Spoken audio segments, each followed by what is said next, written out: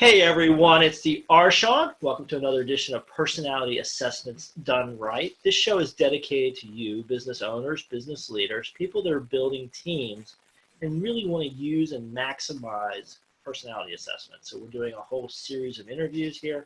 I hope you're subscribed to our YouTube channel because we're really focused in on this item which can really help drive your business. And one thing I found in the area of personality assessments is there's a lot of misinformation. There's a lot of people that are single focused. They're focused on one thing. And we're taking the broad view so that you can get the right tools. We don't have any one particular assessment or tool to sell here, which is what makes this show different. For those of you who don't tune as often, I'm the Our Shawn. I'm a corporate lawyer by training. I help people with ownership and control of their business. Mergers, capital raise, partnership agreements, contract negotiations. And that's what got me into business planning and the future of business. And then personality assessments is a specific subset of that because I think it's so critical.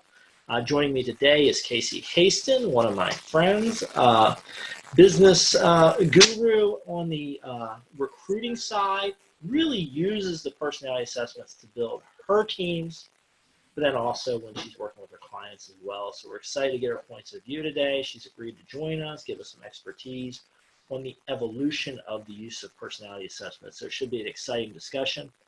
Love your comments. So I don't know where you might be watching us. You might be watching live at Our Shawn McBride Fans and Audiences on Facebook. You might be watching the recording there. You might be picking up one of our LinkedIn feeds. You might be on the Personality Assessments Done Right YouTube channel. Wherever you're at, drop your comments. We want to hear from you. A couple things. We want to hear what you're learning from us. We also want to hear what challenges you have because we may come back and tailor content to you. So we want to know what challenges you have, what you need to know, what gaps you have, and we'll try to address that in future editions. In the meantime, we're going to jump in here in a second, but first I always remind people we don't do investment advice and we don't do legal advice on the show. For those items, consult your own advisors. Everything here is just for your education to help you understand things better, and then you can go back and work with your advisors on those specific issues. So with that, welcome to the show, Casey. Thanks for joining today. Thanks for having me. I'm really excited to be here and talk about personality assessments with you. I'm glad you're here because we've talked a bit, and this is one of your areas of core expertise. It's something you love and enjoy, and I know you use a lot of it. So why don't we just talk about what you've seen and what has been your experience with this? So one of the things that I will tell you is that I am continually learning when it comes to assessments, and I think that you have to be kind of nimble with your assessments, and you have to be able to adjust them and reevaluate them to always be able to build that better team. I recently had a couple of departures from my team, which really forced me to go back and look at my assessment model because I wanted to see where I had missed the mark. And what I found was not necessarily that I had missed the mark, but that I need another layer of assessment. You and I kind of talked about this. So I don't know how deep you want me to go into the original assessment before we talk about layers.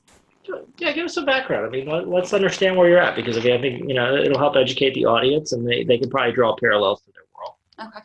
Well, first of all, I did a lot of testing before I settled on this particular assessment that I use today. It's called the FIT assessment. Okay. It has a 95% accuracy rate, and it is put out by iWorkZone, which is Jeff Yates. I think you've talked to Jeff before. Yes.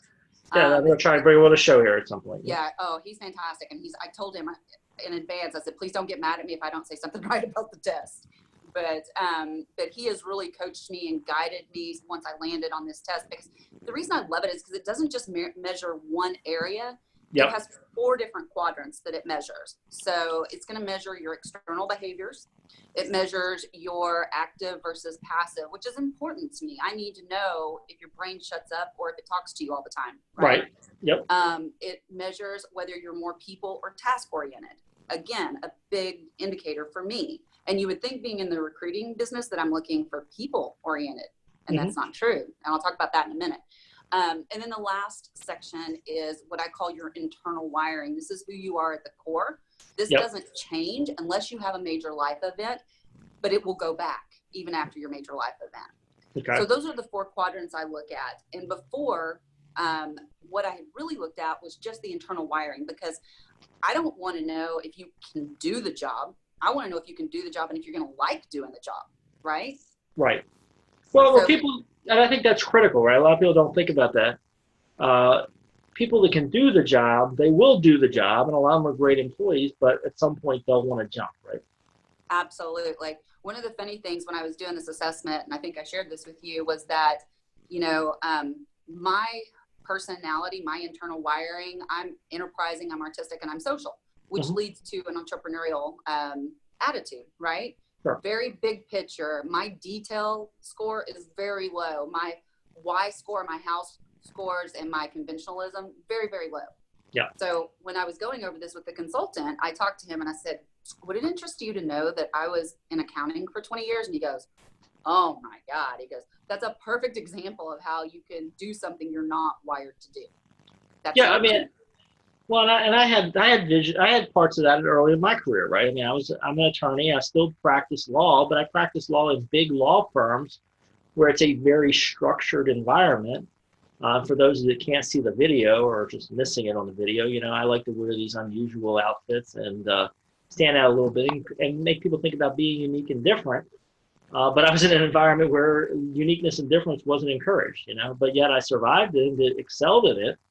But it didn't take me to the full level I could have been. So I think there's a lot of people like that out there in the world. Absolutely. Absolutely. So I think it's very important as I'm looking, and like I said, I was looking at that internal wiring. Yeah. I wanted to make sure that you would love the job. With the recent departures that I've had, without going into too many details, I went back and looked. And so there was two different instances. One was when I went back and looked at the one person, I could see where I made the miss Mm-hmm. as far as on the external behaviors and the people versus task. So Mm-hmm. in my line of work, we move very, very quickly. And I need to know that I need you to be able to talk to people. I need you to have that high social aspect. But at the end of the day, I need you to be able to get the ball across the line, right? Right. You need both You in need your both. world. Yes. Absolutely. For me, and I love networking. I love to meet new people. But believe it or not, on a score of 100%, I'm 75% task oriented. So even Yeah. though I love to get things, I love to meet people, at the end of the day, my main focus is on getting things done. I wasn't really looking at that before. And as I looked back at one of my hires, I realized that was flip flopped. And I really believe that with the high social and then the low competitor, I Right. think those three things combined really set that person up for failure. Gotcha. Well, and one thing you're driving home to us, right, is this is an evolution, right? You're learning over time what's working, right? It's not like you just say, hey, we're going to do some personality assessments. We got some experience, and let's jump into it, right? You're learning as your team evolves. Absolutely. Absolutely. And I'm so fortunate that I have Jeff there to guide me when I have questions or if I'm see something that's, maybe a little questionable on a assessment that comes back to me on a profile. And another interesting thing that I do, because we are in sales, Mm-hmm. is when people take this assessment as part of the hiring process, I benchmark this against our top performers. Okay. So Yeah. I'm looking at where they fall Mm-hmm. in this assessment to see how these people line up with them. And you're not the first person I've heard has done that, right? So some organizations will actually pull star performers out and give them testing, right? So it depends on where you are in the testing process. If you've been using testing for a while, you probably have that database, right? You know how people Mm-hmm. tested when they came in the organization. For some organizations, you don't have that historical record. If you want to start moving forward, you'll actually, pull your stars aside and get them tested so that you can try to copy and paste similar characteristics, right? Absolutely. One thing that I did recently, we created a new role within the organization, and I worked with the consultants to develop a profile of a person that didn't exist. Okay. So that I could find I said, this is what I want, the characteristics I want this person to have. Now go create me a profile. And then we benchmarked against that phantom profile. Yeah. And then it sounds like you do that, and then you get into real life line of fire, real life business, and then you got to go back and look at it again. Yeah. And that was the other thing. And kind of, this is where the layering comes in. So one thing that I definitely do is we use strengths finders. And I think I've heard you talk about that on the show before. I'm a huge believer in strengths finders, and I don't need you to have, I don't care what your strengths are. I just want to know what they are so that I can talk to you where your strengths lie, right? Right. And I want you to be able to approach me. So we keep all of the strengths, our top 5 strengths, where everybody can see it. Yep. So if I'm having a problem with somebody, or if I need to encourage somebody, I can look at their strengths and know the best way to approach them. Right. You're not the first organization we've heard of where you're actually making a lot of this publicly available, right? So, there's 2 points of view. Some people kind of make this like a black box, right? They lock it away and, they don't let people have access to it. But other organizations are doing exactly what you're doing, which is at least portions of the personality assessments are basically publicly available, right? People might have it posted on their cubicle wall. They might have a worksheet or something that tells you about their coworkers, but you're actually using it as a day-to-day tool as part of the management process. Absolutely. And, and I manage everybody differently according to their strengths and according to their personality assessments or their profiles. But the layer that I'm looking at now that I haven't found yet, but I will, I'm really, you can hire somebody, you can do all the right steps, you can do all your due diligence. And at the end of the day, if it's not a personality fit, true personality, it's not going to work. And so I'm looking for an assessment. And if anybody has any suggestions or recommendations, I am all ears. I am looking for an assessment that's more of a social IQ. That's going to monitor and maybe assess how this person will integrate with the current team. Yeah, we'd love to hear from that, folks. We have a listing built as part of this project where we're looking at all the different personality assessments. We've seen a few, but we'd love to know what's working for you. So, again, drop the comments, direct message one of us. Let us know what you're seeing out there, because there are a lot of assessments and a lot of people are using them in different ways. I want to zoom in on that layering idea, Casey. I mean, you've talked about this and other people have as well. For most organizations, it's not just one assessment, right? It's using a combination in a certain way to get to your desired result. And what's that been like for you? So it's been a learning process, as with anything. I started with just the Strengths Finder. And while that was a great tool, I engaged a coach. I've got my entire team mapped out, which areas they fall in. My management theme is influencing, believe it or not. I'm a woo. Yep. As well as competitive.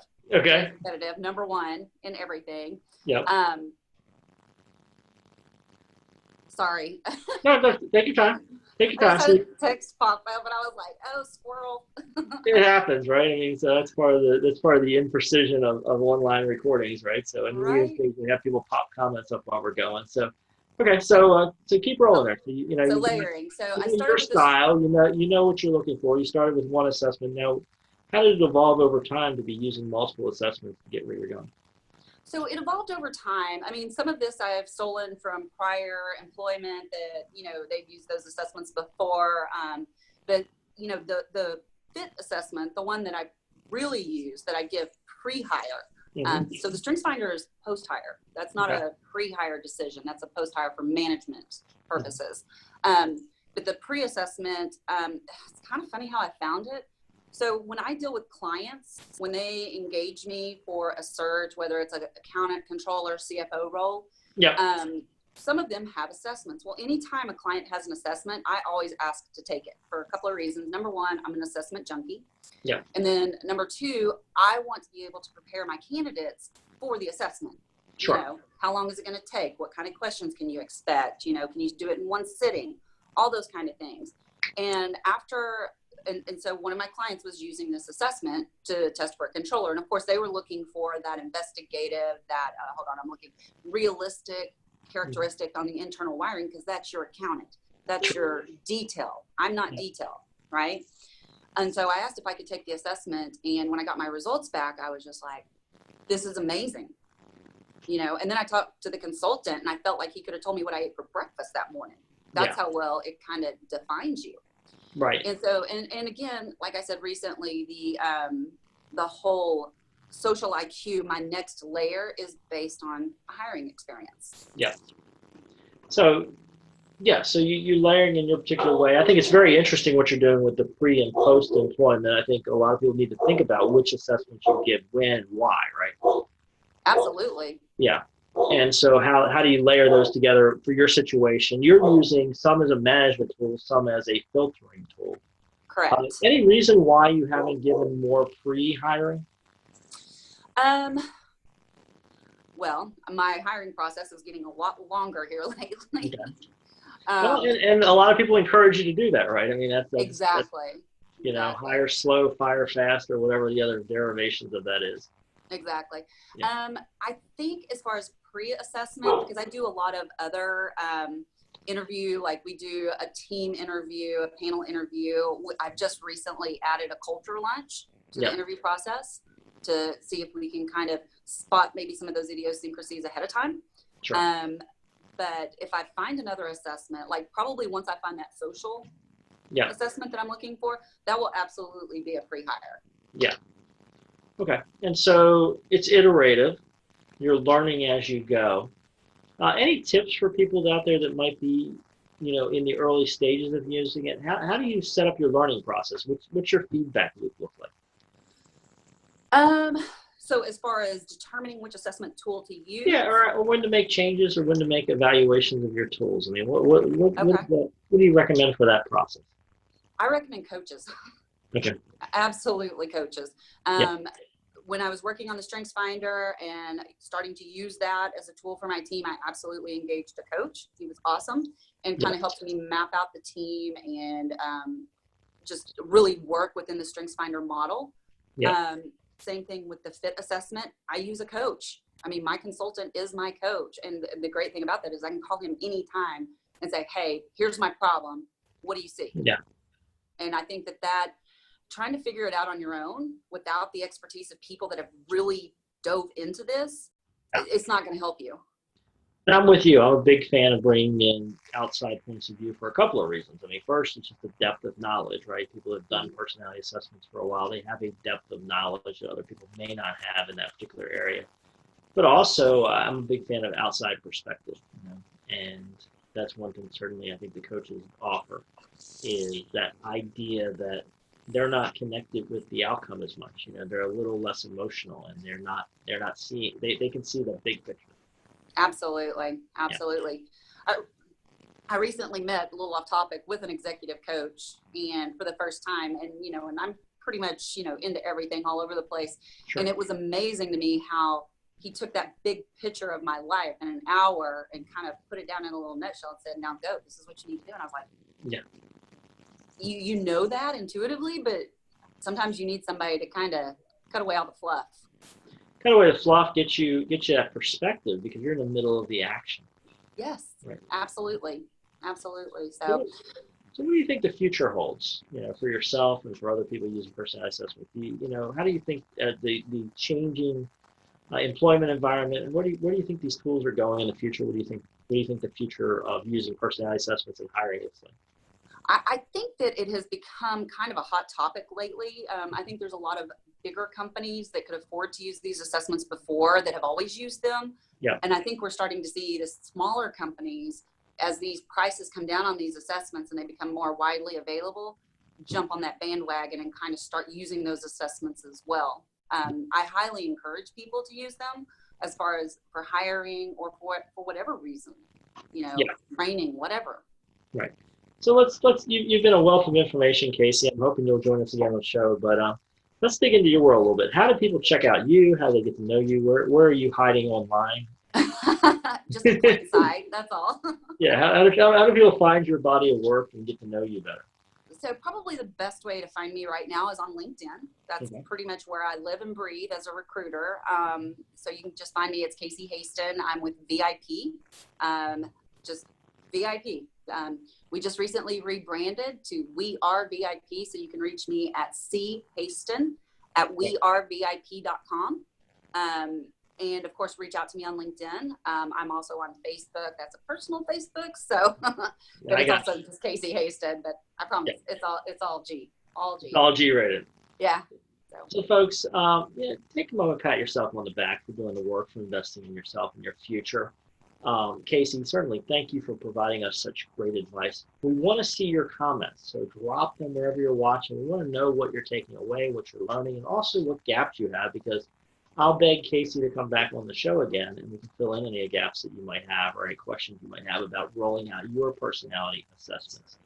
I want to remind you, you can go check us out at personalityassessmentsdoneright.com to see past episodes, see upcoming episodes, get on our email list, get more goodies about how to use and implement personality assessments. So we're glad you're paying attention to this important issue, and we want to make it valuable for you. Casey, thanks for joining me and adding some value to the audience here.